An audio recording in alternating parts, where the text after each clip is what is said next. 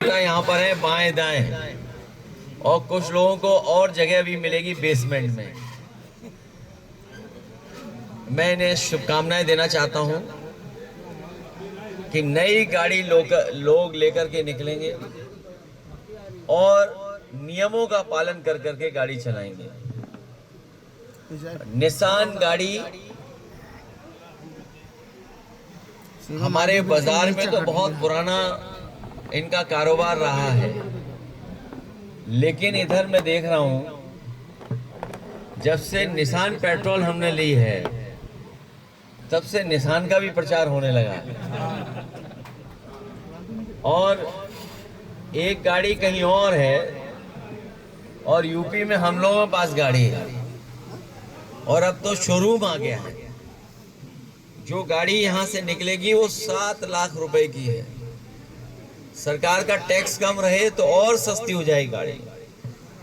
7 लाख में अगर जो हिसाब किताब लगाया जाएगा तो कम से कम आधा टैक्स में जा रहा होगा, और पेट्रोल से चलने वाली है। हम सब लोग जब शोरूम में बैठे हैं तो यही अपील करेंगे कि ईरान और अमेरिका का वॉर खत्म हो जाए। जो बेगुनाह लोगों की जान जा रही है, नुकसान हो रहा है, जो बड़े पैमाने पर लोगों की जान गई है या बड़े पैमाने पर नुकसान हो रहा है, उसकी भरपाई कभी नहीं हो पाएगी। हम समाजवादी लोग हमेशा वॉर के खिलाफ रहे हैं, इसलिए जल्दी से जल्दी युद्ध खत्म हो। युद्ध खत्म होगा तो जो अर्थव्यवस्थाएं देशों की खराब हो रही हैं वो भी सुधरेंगी, और हमारे देश की तो अर्थव्यवस्था और खराब हो जाएगी अगर युद्ध नहीं रुकेगा तो। अभी तो कुछ दिन पहले लाइन में खड़े होकर के डीजल पेट्रोल हम लोग ले रहे थे। गैस के संकट अभी भी हैं, और कई शहरों से तस्वीरें आती हैं कि अभी पर्याप्त गैस नहीं है, न पर्याप्त सिलेंडर है, जिससे लोगों को तकलीफ और परेशानी हो रही है। तो इसलिए युद्ध खत्म हो, जिससे हम लोगों की अर्थव्यवस्था की गाड़ी तेजी से चले।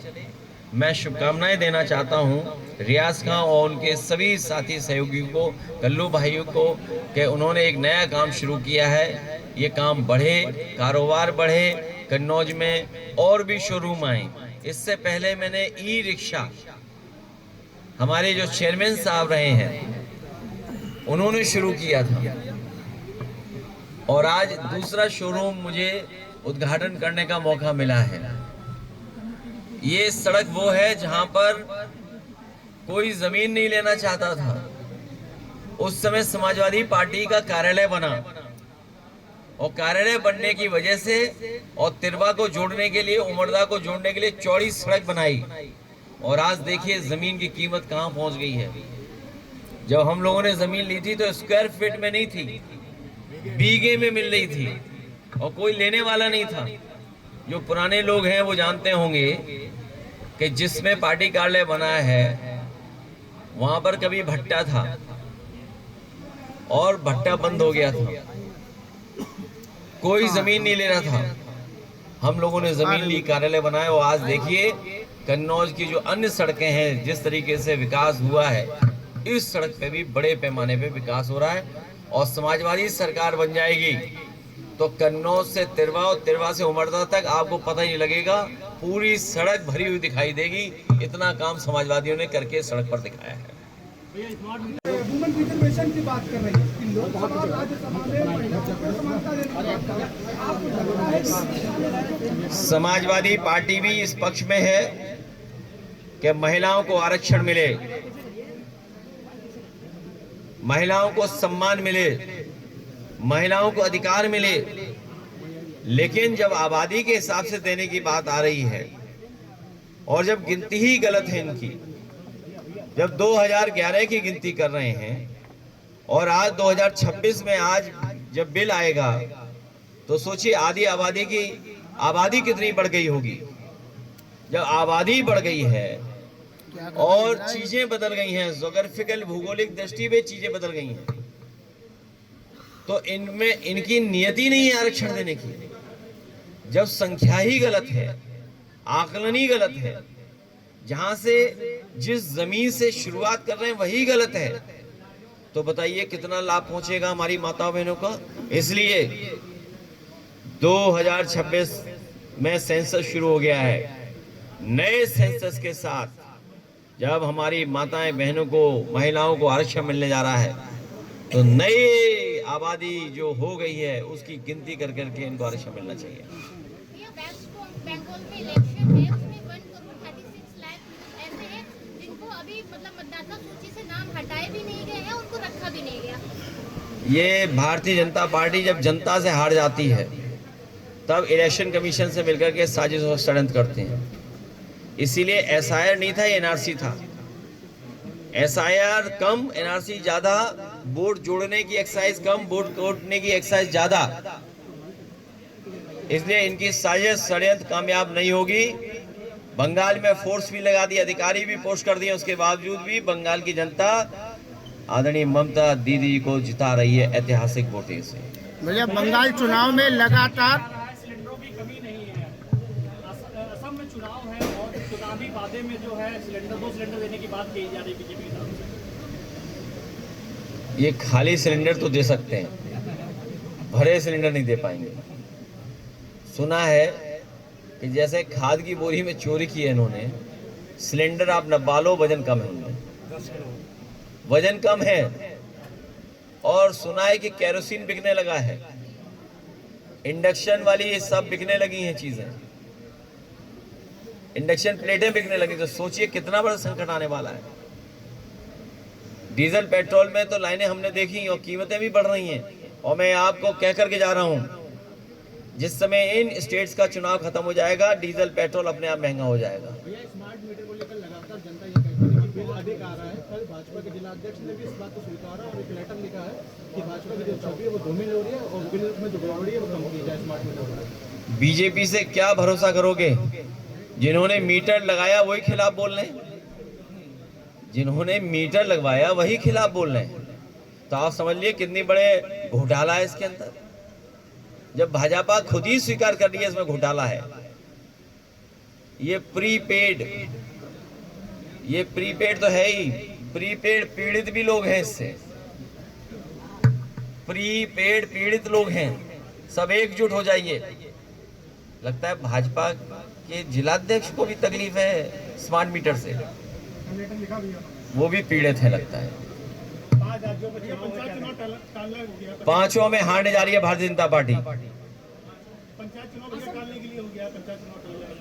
हम लोगों को 2027 के चुनाव की तैयारी रखनी है और कन्नौज में 3 सीटें जीतनी हैं।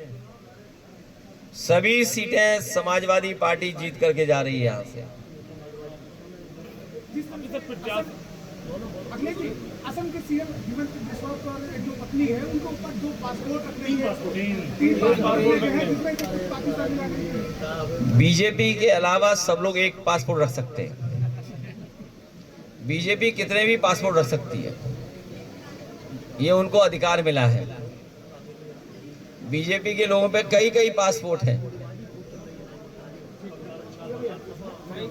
मैं प्रेस के लोगों का धन्यवाद देता हूं, अगली बार तकलीफ नहीं होने देंगे। संविधान बचे, लोकतंत्र बचे, आरक्षण बचे, अरे क्या कर रहे हो? पीडीए बचे और बाबा साहेब भीमराव अम्बेडकर जी के रास्ते पे चल करके हम लोग डॉक्टर राम मनोहर लोहिया का सिद्धांत जो समानता का है, गैर बराबरी को खत्म करने का है, दाम बांधो नीति को लेकर के आगे बढ़ने का है, उस दिशा में हम लोग काम करेंगे। और नेताजी ने जो रास्ता दिखाया है विकास का और संघर्ष का, उसको लेकर के भविष्य में समाजवादी सरकार बनने जा रही है। इसीलिए भाजपाई लोग घबराए हुए हैं, इतने घबराए हुए हैं कि अब उनके मुंह से विकास के अलावा विनाश ही निकल रहा है। विकास कम गिना पा रहे हैं। अच्छा, विकास गिनाने निकलते हैं तो गलती से समाजवादियों का ही विकास बता देते हैं। तो इसलिए विकास उनके एजेंडे में नहीं है, नौकरी उनके एजेंडे में नहीं है, उनके एजेंडे में रोजगार नहीं है, किसान कभी इनके एजेंडे में नहीं रहा। और किसान अगर इनके एजेंडे में होता तो हमारा आलू पैदा करने वाला किसान और कोल्ड स्टोर चलाने वाले कारोबारी लोगों को नुकसान नहीं होता, उनको लाभ पहुंचता। आलू को खरीदने का वादा किया था, 1 किलो भी आलू नहीं खरीदा इन्होंने। मंडी को चौपट कर दिया और किसानों के लिए एक्सीलेंस सेंटर बनाए गए थे जहां उन्हें बीज और अन्य चीजें उपलब्ध हो रही थीं। नए जमाने की सब्जियां, नए जमाने की टेक्नोलॉजी के साथ उन्हें लाभ पहुंचता, उसको भी इन्होंने बर्बाद कर दिया। देश का सबसे मॉडर्न काउ मिल्क प्लांट लगा, वो भी बंद कर दिया। कार्डियोलॉजी डिपार्टमेंट का पता नहीं क्या हो रहा है। कैंसर इंस्टीट्यूट के साथ साथ यहाँ कैंसर का इलाज होता है, वो पता ही नहीं क्या हो रहा उसका। पैरामेडिकल बर्बाद कर दिया। इन बर्बाद करने वालों को समाजवादी पार्टी के लोग मिलकर के वोट से हराने का काम आने वाले समय में करेंगे।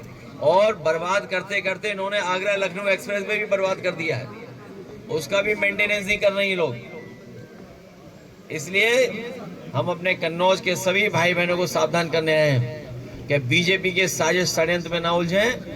समाजवादियों के विकास के रास्ते पे चल करके हम लोग कन्नौज को और ऊंचाई तक पहुंचाने का काम करेंगे।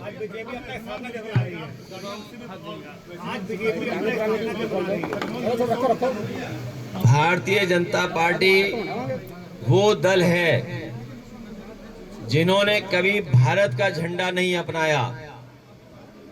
उनकी मदर पार्टी, उनके संगी साथी अनरजिस्टर्ड अंडरग्राउंड लोगों ने कभी भारत का झंडा स्वीकार नहीं किया था।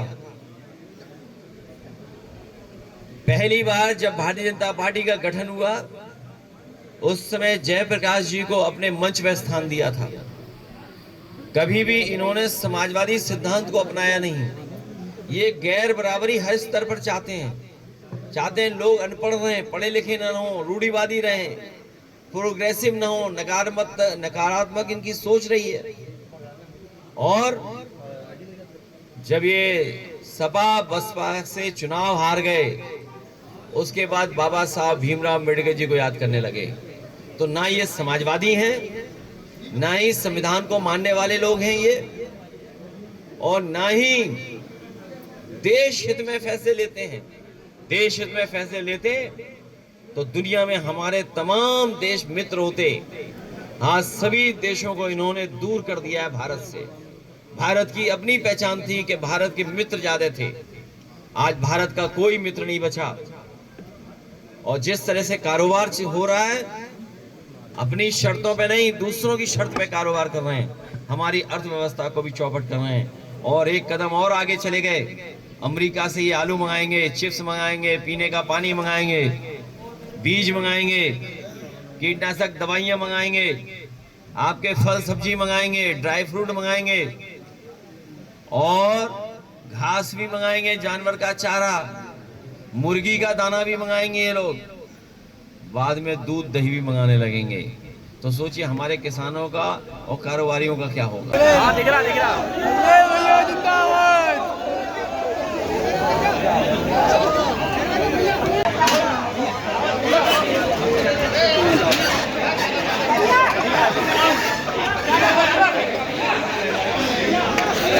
हम तो भाई नहीं।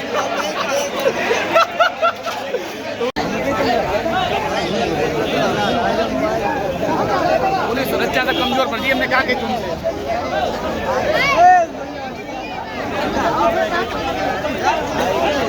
क्या कहना भी पेश करता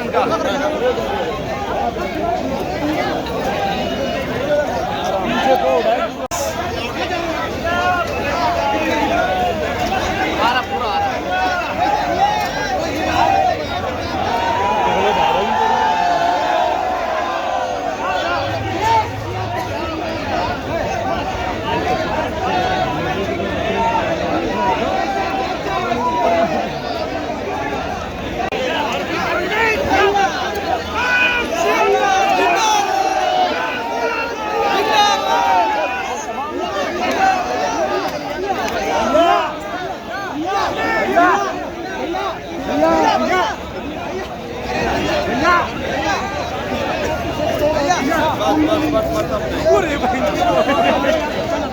अब नहीं चाहिए, अब तो अरे यार जब तक ढिका हम तो हाथ, अरे यार तुम देखो नहीं, भीतर आओ है